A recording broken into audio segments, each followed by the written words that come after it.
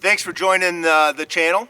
In this episode, we're going to talk about slip clutches and what do you do if your slip clutch isn't slipping. Stay with us. Hi, this is Tim and Joel. Welcome to Midwest Hunting and Outdoors by Two Dumbasses, a podcast about the outdoors, hunting, and being a steward of the land. Thanks for joining Midwest Hunting and Outdoors by Two Dumbasses. Tim is on hiatus for this episode, so I'm going to do this one. I've been waiting to do this episode for a little while. I've got this tiller, which I've done an episode on, so check that out in the upper right-hand corner from an insert standpoint. Great tiller, and it's April, and I'm going to be using the heck out of it on my food plots here in the next couple weeks. But I know my slip clutch is not working or functioning correctly. Hey, if you like what these two dumbasses are doing, please hit the like button and subscribe today.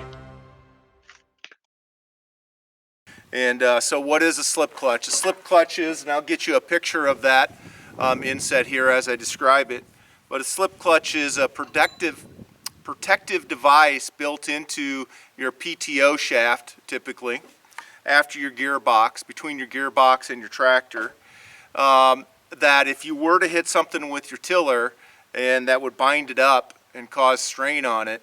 Instead of snapping the PTO shaft, snapping your PTO on your tractor, or damaging whatever the weakest point is in that whole system, it will slip, actually slip.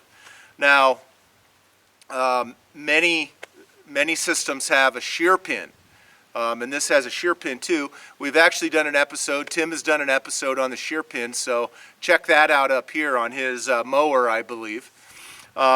This does have a shear pin also, but you really want your slip clutch to work. How do I know the slip clutch isn't working? I've hit some stumps, and I've actually hit a buried fence post, and it caught the tiller just right and bound it up and killed the tractor and obviously killed the tiller. Luckily, I didn't have any issues, but I'm going to try to use that as a learning experience and fix this slip clutch so it's going to work and designed the way it is supposed to be. Now, the reason this slip clutch is not working, after a period of time of setting outside, the metal rusts and fuses together and binds up. So it's probably something, this action here is probably something I need to be doing once a year to make sure that the slip clutch is functioning correctly. So let's get into this and test this out and get the slip clutch fixed.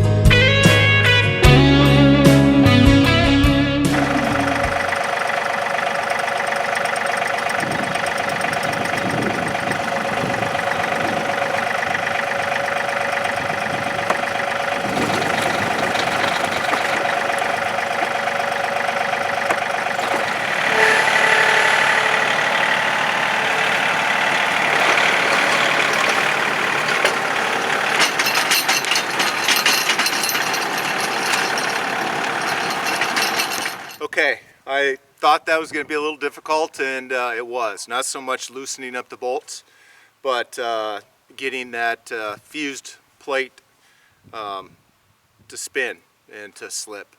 So I tried doing it on the field, and I tried doing it at different RPMs, and that didn't work. I came back to the garage and tapped it with a pretty big hammer, and then I came on the driveway here in the gravel and actually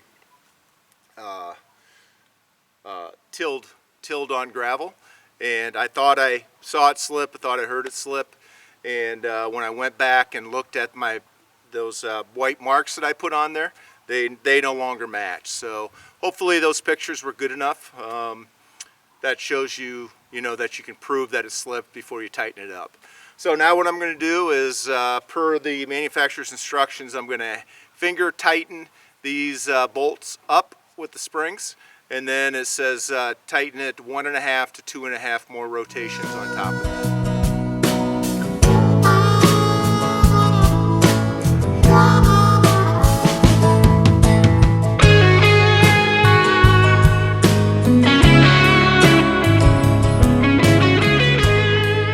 Alright, I just finished up tightening these bolts to the right tension, what I think is the right tension. The manufacturers suggest tighten them up 1.5 to 2.5 turns from where you had them, which is what I did. And they also state that if it continues to slip, that adjust accordingly. So that's what I'll do. I'll put the wrenches in the tractor here as I'm tilling, and if I see a lot of slippage, then I'll tighten them up a little bit more. But that certainly is better than having them fused together and having some issues and not having that mechanical break in the process there that could injure the tiller or the tractor. So anyway, thanks for watching. I hope the episode was value to you, and until next time, be safe, have fun, and get outdoors. Thanks for listening or watching our show. We have some exciting topics and guests coming up. We ask that you subscribe to our channel on YouTube and follow us on Twitter, Instagram, and Facebook. We look forward to hearing your suggestions for topics, Questions and comments. This is Two Dumbasses signing off. Until next time, be safe, have fun, and get outdoors.